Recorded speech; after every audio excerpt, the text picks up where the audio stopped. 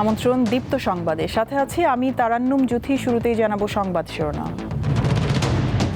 অন্তর্বর্তী সরকারের সব চুক্তি যাচাই বাছাই হবে, স্বার্থ রক্ষা হলে বহাল, জানালেন পররাষ্ট্র উপদেষ্টা। ফ্যামিলি কার্ড চালু হচ্ছে 10 মার্চ। বিভিন্ন স্থানে টাকা নেওয়ার অভিযোগ, কঠোর হুঁশিয়ারি সরকারের। শেরপুর 3 ও বগুড়া 6 আসনে ভোট 9 এপ্রিল। মনোনয়নপত্র দাখিল 2 মার্চ, যাচাই বাছাই 5 মার্চ। অবশেষে শুরু হচ্ছে অমর একুশে গ্রন্থমেলা। 26 ফেব্রুয়ারি বেলা 2টায় উদ্বোধন করবেন প্রধানমন্ত্রী।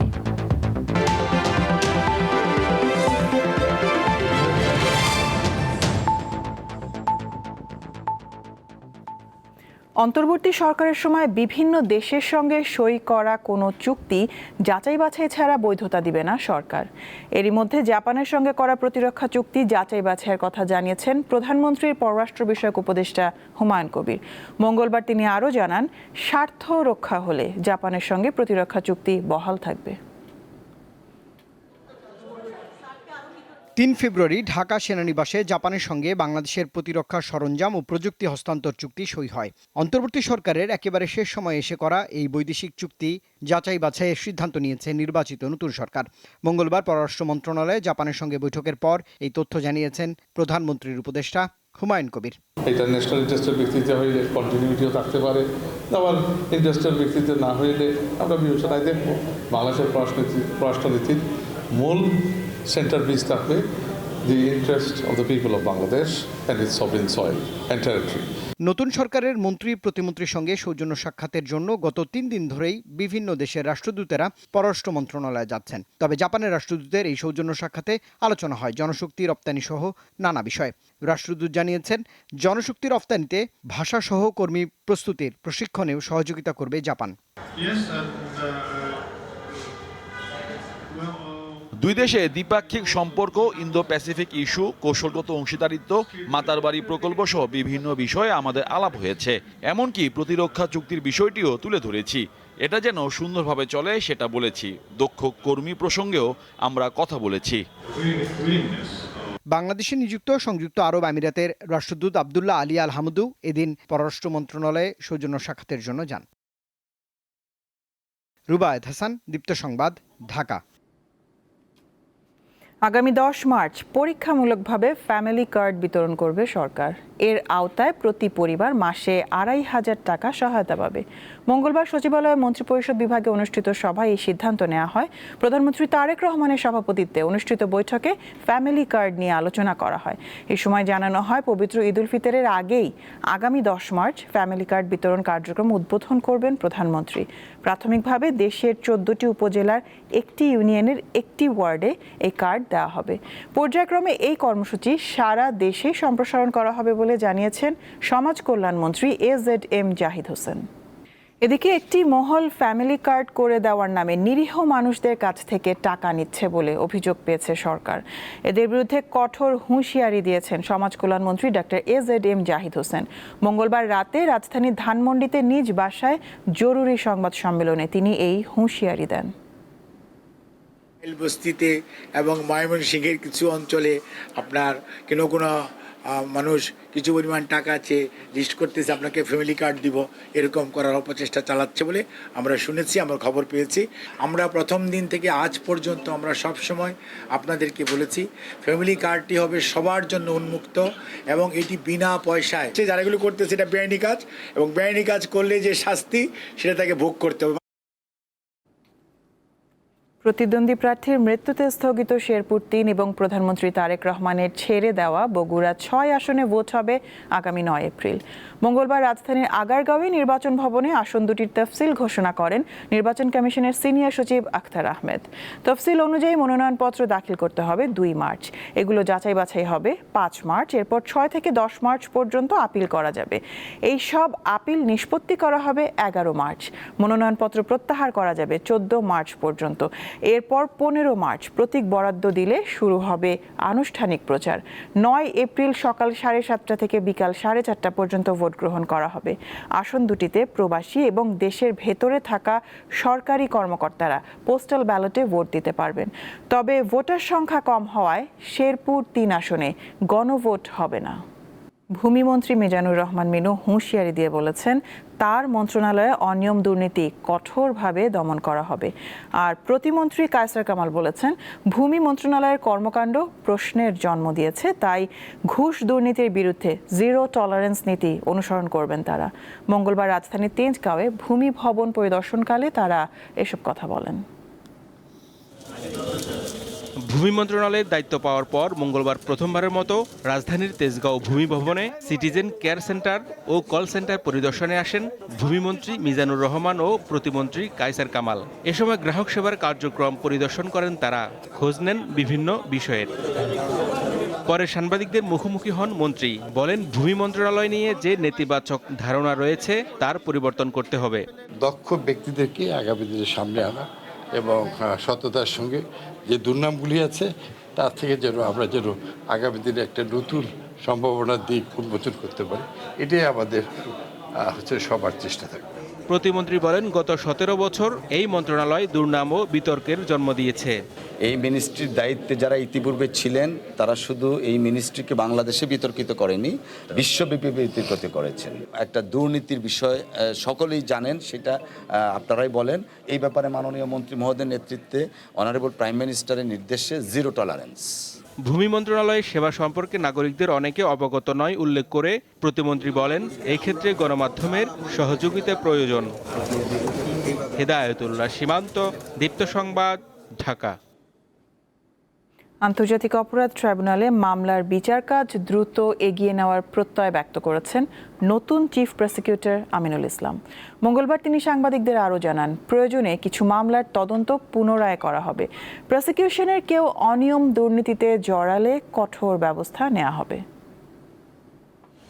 24-এর গণ অভ্যুত্থানে সংগঠিত মানবতাবিরোধী অপরাধের বিচারের লক্ষ্যে পুনর্গঠন করা হয় আন্তর্জাতিক অপরাধ ট্রাইব্যুনাল। এখন পর্যন্ত ট্রাইব্যুনালে 24টি মামলার আনুষ্ঠানিক অভিযোগপত্র দাখিল করা হয়েছে। সাবেক প্রধানমন্ত্রী শেখ হাসিনার মৃত্যুদণ্ডের রায়সহ 3টি মামলার রায় দিয়েছে আদালত।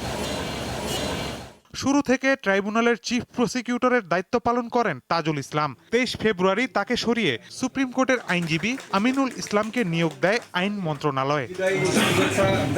মঙ্গলবার ট্রাইব্যুনালের প্রথম কার্যদিবসে বিচার কাজ সুন্দরভাবে এগিয়ে নিতে প্রসিকিউটরদের সঙ্গে আলোচনায় বসেন নতুন চিফ প্রসিকিউটর। সহকর্মীদের দেন বিভিন্ন রকম দিক নির্দেশনা। পরে কথা বলেন গণমাধ্যমের সঙ্গে। আমরা চাই যে ট্রাইব্যুনালটা আরও বেশি গতিশীল হোক এবং আরও স্বচ্ছতার সাথে এই ট্রাইব্যুনালের কার্যক্রম পরিচালিত হোক, এটা আমরা চাচ্ছি। জুলাই বিপ্লবের যে আকাঙ্ক্ষা, সে অনুযায়ী যাতে এই মামলাগুলোর যাতে দ্রুত বিচার নিষ্পত্তি হয়, সেগুলোর উপরে আমরা আলাপ আলোচনা করেছি। আশা করি শিগগিরই ইনশাল্লাহ আমাদের ট্রাইব্যুনালের আরও গতিশীল কার্যক্রম আপনারা দেখতে পাবেন। অনিয়ম দুর্নীতির বিরুদ্ধে নিজের শক্ত অবস্থানের কথা জানান ট্রাইব্যুনালের এই শীর্ষ আইন কর্মকর্তা। আমার দায়িত্ব পালনকালে এই ট্রাইব্যুনালে আমি, আমার কোনো প্রসিকিউটর বা ট্রাইব্যুনালে জড়িত অন্য কেউ কোনো ধরনের করাপশনে জড়িত থাকলে তার বিরুদ্ধে কঠোর আইনগত ব্যবস্থা নেওয়া হবে। আমরা প্রমাণ করে দেব যে এই ট্রাইব্যুনাল সম্পূর্ণরূপে করাপশন ফ্রি। এখানে বিচারের বাইরে অন্য কোনো আলোচনা আমরা প্রশ্রয় দেব না। তবে সাবেক চিফ প্রসিকিউটর তাজুল ইসলাম ও প্রসিকিউটর গাজী তামিমের বিরুদ্ধে ওঠা দুর্নীতির অভিযোগ প্রসঙ্গে কোনো কথা বলেননি নতুন চিফ প্রসিকিউটর। মাহিদুর রহমান, দীপ্ত সংবাদ, ঢাকা। বেশ কয়েকবার তারিখ পরিবর্তনের পর অবশেষে 26 ফেব্রুয়ারি শুরু হচ্ছে অমর একুশে বইমেলা। ওই দিন বেলা 2টায় মেলা উদ্বোধন করবেন প্রধানমন্ত্রী তারেক রহমান। পবিত্র রমজান ও ঈদ উল ফিতর উপলক্ষে এবার মেলা হবে মাত্র 18 দিন। একদিন বাদেই শুরু হচ্ছে অমর একুশে বইমেলা। তাই স্টলের দেয়ালে বইয়ের প্রচ্ছদের ছবি আঁকতে ব্যস্ত স্নাতক শিক্ষার্থী নিদ্রা। পাঠকদের আকৃষ্ট করতে সাজসজ্জায় কমতি রাখছেন না একটুও। আমি এখানকার হলো আমাদের একটি বই প্রকাশকের, ওনার যে কাবেরী বইটা, ওই বইয়েরই প্রচ্ছদটা আঁকছি, শেষ সময়ের কাজ চলছে। নানা নাটকীয়তার পর বৃহস্পতিবার শুরু হতে যাচ্ছে এবারের বইমেলা। প্রতিপাদ্য বহুমাত্রিক বাংলাদেশ, প্রস্তুতি চলছে জোরে সোরে। সবাই বইমেলার উপলক্ষে যে স্টল বানানোর যে একটা স্টলে সাজানোর যে একটা প্রক্রিয়া থাকে, সেটা এবার একটু কম, যেমন অনেকে বোর্ড দিয়ে স্টল বানাতো, এবার সবাই কাপড় এবং অন্যান্য পিভিসি ব্যানার দিয়ে বই স্টল বানাচ্ছে। মঙ্গলবার দুপুরে বাংলা একাডেমিতে সংবাদ সম্মেলনে সার্বিক পরিস্থিতি তুলে ধরা হয়। বাংলা একাডেমি এবং মেলায় অংশগ্রহণকারী অন্যান্য প্রতিষ্ঠান 25% কমিশনে বই বিক্রি করবে। সরকারি প্রতিষ্ঠানসমূহ তাদের নির্ধারিত কমিশনে বই বিক্রি করবে। বাংলা একাডেমির মহাপরিচালক জানান, নানা প্রতিকূলতা পেরিয়ে শেষ পর্যন্ত হচ্ছে বইমেলা। অসংখ্য ধরনের প্রতিকূলতার মধ্যে আমরা এই ধরনের একটা প্রস্তুতির মধ্যে যাচ্ছি এবং যথাসম্ভব ভালোভাবে কাজটা করার চেষ্টা করে যাচ্ছি সবাই মিলে। এবারের মেলায় স্টল ভাড়া লাগবে না বলেও জানান তিনি। আমাদের মন্ত্রণালয়ের মাননীয় মন্ত্রী সেটা মওকুফ করেছেন, মন্ত্রণালয় সেই দায়িত্ব নিয়েছে, ফলে স্টলের জন্য তো টাকা পয়সা নেওয়ার প্রশ্নই আসে না। এবার বাংলা একাডেমি ও সোহরাওয়ার্দী উদ্যান মিলিয়ে 549টি প্রকাশনা প্রতিষ্ঠানের 1018টি স্টল থাকছে। 26 ফেব্রুয়ারি থেকে 15 মার্চ পর্যন্ত প্রতিদিন বেলা 2টা থেকে রাত 9টা পর্যন্ত চলবে বইমেলা। ছুটির দিনে সকাল 11টা থেকে রাত 9টা পর্যন্ত খোলা থাকবে মেলা প্রাঙ্গণ। জহুরুল মোহসান, দীপ্ত সংবাদ, ঢাকা। খাগড়াছড়িতে প্রয়োজনীয় শিক্ষক না থাকায় চাকমা, মারমা ও ত্রিপুরা সহ ক্ষুদ্র নৃগোষ্ঠীর শিশুরা মাতৃভাষায় ঠিকমতো প্রাথমিক শিক্ষা পাচ্ছে না, ফলে ব্যাহত হচ্ছে সরকারের উদ্যোগ। এই অবস্থায় প্রশিক্ষিত শিক্ষক নিয়োগে গুরুত্ব আরোপ করেছেন সংশ্লিষ্টরা। ফেব্রুয়ারি এলেই ভাষা নিয়ে নানা আলোচনা শুরু হয়। বছর আসে, বছর যায়, কিন্তু পার্বত্য চট্টগ্রামের ক্ষুদ্র নৃগোষ্ঠীর নিজস্ব ভাষা ও সংস্কৃতির বিকাশ কাঙ্ক্ষিত মাত্রায় হচ্ছে না। নৃগোষ্ঠীর নিজস্ব ভাষা প্রসারের লক্ষ্যে সরকার বই ছাপিয়ে শিশুদের দিচ্ছে, কিন্তু মাতৃভাষার দক্ষ শিক্ষক না থাকায় এই উদ্যোগ ততটা কাজে আসছে না। শিক্ষক না থাকার কারণে আমরা সমস্যা আসি, আমাদের ভাষা আমরা শিখতে পারি না। আমরা এখন খাগড়াছড়িতে পড়লে আমাদের শিক্ষক লাগবে। আমরা যা পেয়েছি 5 দিন ট্রেনিং পেয়েছি, এই 5 দিন ট্রেনিং এ পর্যাপ্ত না। তো আলাদা করে আমাদের কর্তৃপক্ষ কোনো এভাবে টিচার নিয়োগ করা হয়নি। দীর্ঘ 22 বছর ধরে চাকমা জনগোষ্ঠীকে বর্ণমালা শিখিয়েছেন ইনজেপ চাকমা। তিনি জানান, ককবরক নামে তার সংগঠন চাকমা, মারমা ও ত্রিপুরা ভাষার বর্ণমালা শেখানোর কাজ করে, কিন্তু রয়েছে শিক্ষকের ঘাটতি। National academy for primary education nap তারা একটা রুটিন করে দিয়েছে, সেই রুটিনে সপ্তাহে একদিন বা একটা পিরিয়ড পাঠ রাখা হয়েছে। সপ্তাহে 2 দিন হলে আমরা হয়তো 100 বা 90টা ক্লাস আমরা করতে পারি। শিক্ষকদের কমপক্ষে 3 মাসের প্রশিক্ষণ দেওয়ার ওপর গুরুত্ব আরোপ করেন এই জেলা প্রাথমিক শিক্ষা কর্মকর্তা। তাদের সেই সম্প্রদায়ের শিক্ষকদেরকে এই ভাষা সম্পর্কে দক্ষ করে দিতে হবে। তার জন্য অন্তত মিনিমাম 3 মাসের ট্রেনিং প্রয়োজন, সেই ট্রেনিংটা কন্টিনিউ করবে। চলতি বছর খাগড়াছড়িতে নৃগোষ্ঠীর প্রায় 31,000 শিশুকে মাতৃভাষার বই দেওয়া হয়েছে বলে জানান জেলা প্রাথমিক শিক্ষা কর্মকর্তা। সাদিয়া চৌধুরী, দীপ্ত, বার্তা কক্ষ। এবার আরএফএল ওয়াইড ড্রপ ঈদ বাজার।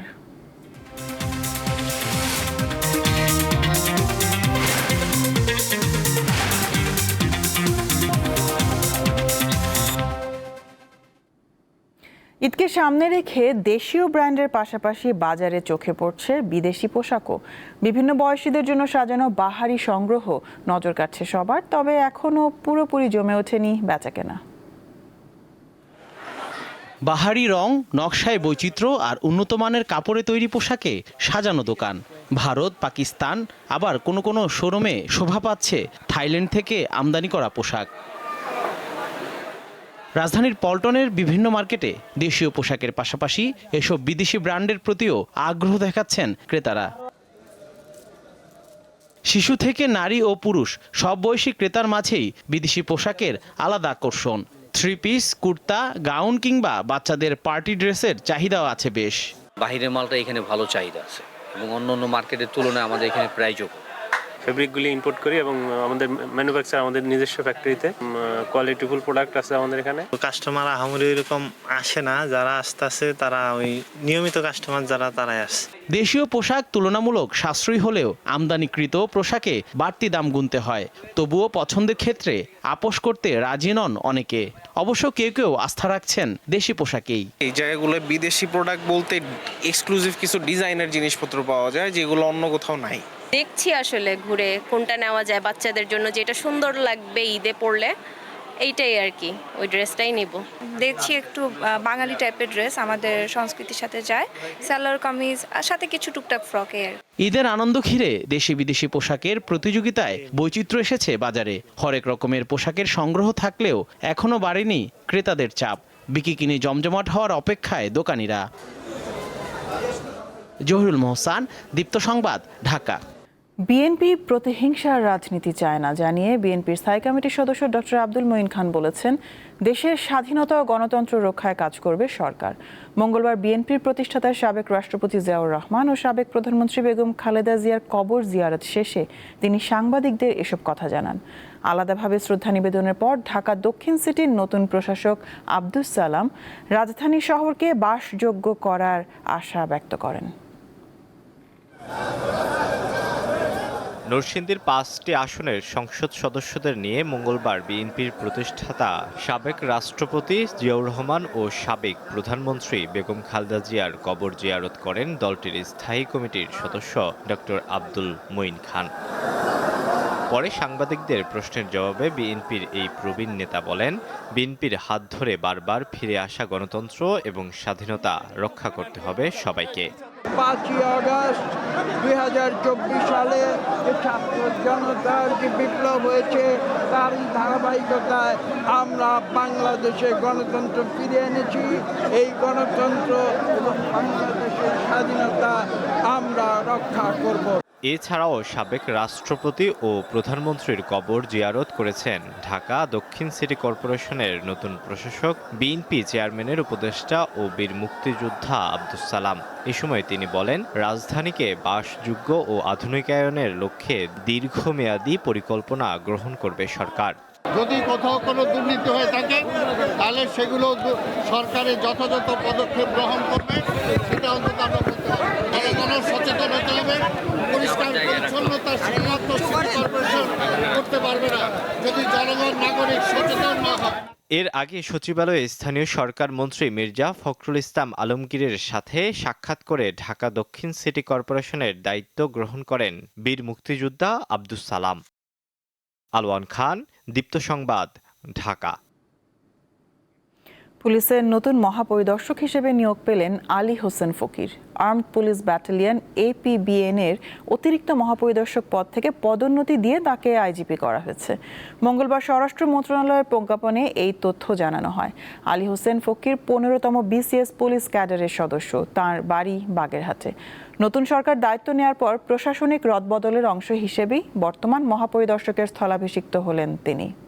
চট্টগ্রামের হালি শহরের একটি বাসায় গ্যাসের লিকেজ থেকে বিস্ফোরণে দগ্ধ আরও 2 জন মারা গেছেন। এ নিয়ে এই ঘটনায় 3 জন প্রাণ হারালেন। সোমবার ভোরে হালি শহরের ওই বাসায় বিস্ফোরণের ঘটনা ঘটে। এতে নারী ও শিশুসহ একই পরিবারের অন্তত 9 জন দগ্ধ হন। চিকিৎসাধীন বাকি 6 জনের অবস্থাও আশঙ্কাজনক। মঙ্গলবার Karnaphuli gas distribution company limited ও ফায়ার সার্ভিসের পক্ষ থেকে 2টি তদন্ত কমিটি করা হয়েছে। অন্যদিকে কুমিল্লার দাউদকান্দিতে গ্যাস সিলিন্ডারের লিকেজ থেকে বিস্ফোরণে নারী ও শিশুসহ একই পরিবারের অন্তত 4 জন দগ্ধ হয়েছেন। তাদের উদ্ধার করে চিকিৎসার জন্য জাতীয় বার্ন ও প্লাস্টিক সার্জারি ইনস্টিটিউটে ভর্তি করা হয়েছে। দগ্ধরা হলেন মনোয়ারা, জিল হক, উম্মে হুমায়রা ও হুররাম। স্থানীয়রা জানান, মঙ্গলবার ভোরে দাউদকান্দি পৌর এলাকার বলদাখাল এলাকার একটি ভবনের নিচতলায় এই ঘটনা ঘটে। বার্ন ইনস্টিটিউটের চিকিৎসক জানান, দগ্ধদের মধ্যে মনোয়ারা বেগমের শরীরের 2%, জিল হকের 54, উম্মে হুমায়রার 65 ও শিশু হুররামের শরীরের 6% দগ্ধ হয়েছে। নড়াইল সদরের সিংগাসলপুরের বড়কুলা গ্রামে বাবা ও ছেলেসহ 4 জনকে কুপিয়ে হত্যার ঘটনায় 6 জনকে আটক করেছে পুলিশ। সোমবার নিহত হন খলিল শেখ, তার ছেলে তাহাজ্জুদ হোসেন শেখ এবং একই গ্রামের ফেরদৌস হোসেন। মঙ্গলবার তাদের জানাজা অনুষ্ঠিত হয়, পরে সিংগাসলপুর গোরস্থানে তাদের দাফন করা হয়। এ সময় স্বজন ও এলাকাবাসী কান্নায় ভেঙে পড়েন। নড়াইল সদর থানার ওসি মোহাম্মদ অলি জানান, এখন পর্যন্ত থানায় মামলা হয়নি। পরিস্থিতি নিয়ন্ত্রণে রাখতে এলাকায় সেনাবাহিনী ও পুলিশের অতিরিক্ত সদস্য মোতায়েন করা হয়েছে। ভোলার তজুমুদ্দিন উপজেলায় প্রতিবন্ধী নারীকে সংঘবদ্ধ ধর্ষণ মামলার 3 আসামিকে গ্রেপ্তার করেছে পুলিশ। মঙ্গলবার তজুমুদ্দিন থানায় ব্রিফিংয়ে অতিরিক্ত পুলিশ সুপার জানান, গ্রেপ্তারকৃতরা হলেন অটোরিকশা চালক মোহাম্মদ রাকিব এবং তার 2 সহযোগী মোহাম্মদ জুয়েল ও আলামিন। প্রাথমিক জিজ্ঞাসাবাদে তারা ঘটনার সঙ্গে সম্পৃক্ততার বিষয়ে গুরুত্বপূর্ণ তথ্য দিয়েছে। পুলিশকে জানিয়েছে, গত রবিবার রাতে উপজেলার চাঁদপুর ইউনিয়নের কীর্তন থেকে বাড়ি ফেরার পথে ওই নারীকে জোরপূর্বক অটোরিকশায় তুলে নিয়ে নির্জন স্থানে নিয়ে ধর্ষণ করা হয়। গুরুতর অসুস্থ অবস্থায় তাকে স্থানীয়রা উদ্ধার করে প্রথমে তজুমুদ্দিন উপজেলা স্বাস্থ্য কমপ্লেক্স এবং পরে ভোলা জেনারেল হাসপাতালে ভর্তি করা হয়। জেলা পুলিশের সম্মানিত পুলিশ সুপার মহোদয়ের সরাসরি প্রত্যক্ষ তত্ত্বাবধান এবং দিক নির্দেশনায় আমাদের তজুমুদ্দিন থানা, ডিবি এবং সাইবার টিম মিলে একদম নিবিড় অভিযান পরিচালনা করা হয় এবং 3 জন আসামিকে আমরা ইতিমধ্যে গ্রেফতার করতে সক্ষম হয়েছি। তাদেরকে আদালতে প্রেরণ করা হবে। তারা প্রাথমিক জিজ্ঞাসাবাদে তারা সম্পৃক্ততার কথা স্বীকার করেছে। যুক্তরাষ্ট্রের পূর্ব উপকূলে তুষারপাত ও তীব্র ঝড়ে বিপর্যস্ত জনজীবন। নিউ ইয়র্ক সহ দেশটির বিস্তীর্ণ এলাকায় জরুরি অবস্থা জারি করা হয়েছে। বিদ্যুৎহীন অবস্থায় রয়েছে 6 লাখের বেশি বাড়ি ও ব্যবসা প্রতিষ্ঠান। সোমবার দেশটিতে কমপক্ষে 5,500 ফ্লাইট বাতিল করা হয়। মার্কিন আবহাওয়া বিভাগের তথ্য অনুসারে রোড আইল্যান্ড এবং ম্যাসাচুসেটসের কিছু অংশে রেকর্ড 33 ইঞ্চি তুষারপাত হয়েছে। আর নিউ ইয়র্কের সেন্ট্রাল পার্কে তুষারপাত হয় 19 ইঞ্চির বেশি। রোড আইল্যান্ড এবং পার্শ্ববর্তী কানেকটিকাটে অপ্রয়োজনীয় ভ্রমণের উপর নিষেধাজ্ঞা জারি করা হয়েছে। ম্যাসাচুসেটসের প্রায় 3 লাখ মানুষ বিদ্যুৎ বিচ্ছিন্ন অবস্থায় রয়েছেন। বিশ্বের বিভিন্ন দেশের উপর মার্কিন প্রেসিডেন্ট ডোনাল্ড ট্রাম্পের আরোপিত অতিরিক্ত শুল্ক আদায় বন্ধ রয়েছে। যুক্তরাষ্ট্রের সুপ্রিম কোর্ট পাল্টা শুল্ক আদায় অবৈধ ঘোষণা করার 3 দিনেরও বেশি সময় পর স্থানীয় সময় মঙ্গলবার থেকে এই সিদ্ধান্ত কার্যকর করা হলো। ট্রাম্পের আরোপিত পাল্টা শুল্ক সুপ্রিম কোর্ট অবৈধ ঘোষণার পরও থেমে যাননি মার্কিন প্রেসিডেন্ট। ভিন্ন আইন প্রয়োগ করে প্রথমে বৈশ্বিক 10% এবং পরে 15% শুল্ক আরোপ করেছেন তিনি। মেক্সিকোর শীর্ষ অপরাধী এবং মাদক সম্রাট এল মেনচো নিহত হওয়ার একদিন পরও নিরাপত্তা বাহিনী ও তার সমর্থকদের মধ্যে তীব্র সংঘর্ষ অব্যাহত রয়েছে। এতে 25 সেনাসহ অন্তত 73 জন নিহত হয়েছে। স্থানীয় সময় রবিবার সেনাবাহিনীর অভিযানে এল মেনচো নিহত হওয়ার পর দেশ জুড়ে সহিংসতা ছড়িয়ে পড়ে। মেক্সিকোর 32টি রাজ্যের মধ্যে কমপক্ষে 20টিতে সহিংসতা ছড়িয়ে পড়েছে। এসব রাজ্যের 250টির বেশি স্থানে সড়ক অবরোধ করে বহু যানবাহনে আগুন দেওয়া হয়। এল মেনচো ছিলেন জালিস্কো নিউ জেনারেশন কার্টেলের শীর্ষ নেতা, যা মেক্সিকোর ভয়ঙ্কর অপরাধ চক্রগুলোর মধ্যে অন্যতম। প্রথমবারের মতো এএফসি এশিয়ান কাপ খেলতে অস্ট্রেলিয়ার নিবিড় অনুশীলনে ব্যস্ত বাংলাদেশ নারী ফুটবল দল। নিজেদের ঝালিয়ে নিয়ে বুধবার স্থানীয় একটি দলের বিপক্ষে প্রস্তুতি ম্যাচ খেলার কথা রয়েছে তাদের। প্রধান কোচের মতে মূল ম্যাচের আগে কয়েকটি ম্যাচ খেলতে পারলে নিজেদের প্রস্তুতি যাচাই করতে সুবিধা হবে। দেশে এমন মাঠে অনুশীলনের সুযোগ একেবারেই নেই বললেই চলে ফুটবলারদের, তার উপর নারী ফুটবলার যারা কিনা 3 মাস পর কোনো আন্তর্জাতিক টুর্নামেন্ট খেলতে নিজেদের প্রস্তুত করছে সিডনিতে। 1 মার্চ এএফসি এশিয়ান কাপ শুরু হবে অস্ট্রেলিয়ার 3 শহরের 5 ভেন্যুতে। আফিদা খন্দকাররা নিজেদের প্রথম ম্যাচ খেলবে 3 মার্চ চীনের বিপক্ষে। ওরা টেকনিক্যালি খুবই শক্ত দল, অনুমানের জায়গা নেই। আমার কাছে সবচেয়ে গুরুত্বপূর্ণ হলো বিশ্বাসযোগ্য ও প্রতিদ্বন্দ্বিতামূলক পারফরমেন্স। কম প্রস্তুতির পাশাপাশি কোনো ম্যাচ খেলতে না পারার ক্ষোভ নিয়ে নারী এশিয়ান কাপ খেলতে অস্ট্রেলিয়ায় পিটার বাটলারের শিষ্যরা ঘাটতি পুষিয়ে নিতে বুধবার সিডনির ওয়েস্টার্ন ইউনাইটেড দলের সঙ্গে একটি প্রস্তুতি ম্যাচ খেলবে ঋতুপর্ণা আনিকারা। এটি আমাদের প্রস্তুতি সম্পর্কে সঠিক ধারণা দেবে। তাই পুরো দলকে বেশ কয়েকটি ফরম্যাটে ম্যাচ খেলিয়েছি অনুশীলনের সময়। ফলাফল অনেক সময় দুর্বলতা ঢেকে দেয়, কিন্তু দীর্ঘমেয়াদী উন্নতির জন্য শৃঙ্খলিত কাঠামোগত ফুটবল খেলাই সবচেয়ে জরুরি। প্রথমবার এশিয়ান কাপ খেলতে অস্ট্রেলিয়ায় যাওয়া বাংলাদেশ নারী ফুটবল দলের সঙ্গে নেই কোনো ফিজিও। বাফুফের দেওয়া খেলোয়াড় তালিকায় ফিজিও হিসাবে নাম ছিল জাকিয়া রহমানের। অসুস্থতার কারণে তিনি দলের সঙ্গে যেতে পারেননি। মোহাম্মদ হাসিব, দীপ্ত স্পোর্টস, ঢাকা। জাতীয় দলের নারীদের পাশাপাশি পুরুষ ফুটবলারদেরও বেতনের আওতায় আনবে ক্রীড়া মন্ত্রণালয়। ক্রীড়া প্রতিমন্ত্রীর দায়িত্ব পাওয়ার পর বাফুফের সঙ্গে প্রথম পরিচিতি পর্বে এমনটাই জানিয়েছেন আমিনুল হক। এছাড়া জাতীয় ক্রীড়া পরিষদ চুক্তির মাধ্যমে রাজধানীর কমলাপুর, সিলেট ও কক্সবাজার স্টেডিয়াম বাফুফেকে বুঝিয়ে দেবে বলেও জানিয়েছেন তিনি। মঙ্গলবার বাংলাদেশ ফুটবল ফেডারেশনের সঙ্গে আলাদা করে পরিচয় পর্ব সেরেছেন প্রতিমন্ত্রী। প্রায় 1.5 ঘন্টা বৈঠক শেষে আলোচনার বিষয়বস্তু তুলে ধরেন নিজেই। আমরা পরামর্শ দিয়েছি যে ঢাকার ভেতরে যেখানে যেখানে সম্ভব মাঠ এবং বড় জায়গা না পাওয়া গেলে ফুটসালের জন্য জায়গা তৈরি করা, এটা উনি পজিটিভলি নিয়েছেন। জেলা লেভেলে আমরা বলেছি যে সরকারের খাস জমি থেকে প্রতি জেলায় যদি একটা করে ফুটবল মাঠ দেওয়া যায়, 5-6 বিঘা জমি হলে একটা মাঠ করে ফেলা যায়, এটা উনি পজিটিভলি নিয়েছেন। আমাদের সেন্টার অফ এক্সেলেন্স, যেটা নতুন করে সরকার আমাদেরকে একটা জায়গা দিয়েছেন, সেখানে প্রায় 8 কোটি টাকা দরকার। আমরা ওইটাকে নামমাত্র মূল্যে, প্রতীকী মূল্যে ফেডারেশনকে দেওয়ার জন্য অনুরোধ করেছি।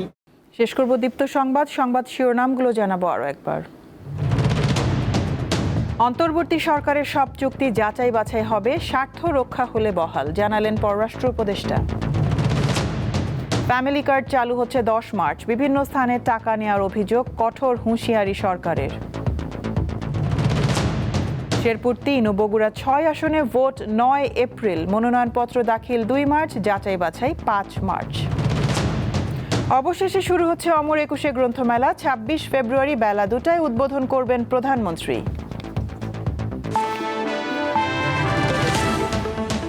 এ ছিল এখনকার মতন। আমি তারান্নুম জুথি বিদায় নিচ্ছি। দর্শক, আরও তথ্য বিনোদনের সংবাদ জানতে যুক্ত থাকুন দীপ্ত টিভির ডিজিটাল প্ল্যাটফর্মগুলোতে। এতক্ষণ সাথে থাকার জন্য ধন্যবাদ সবাইকে।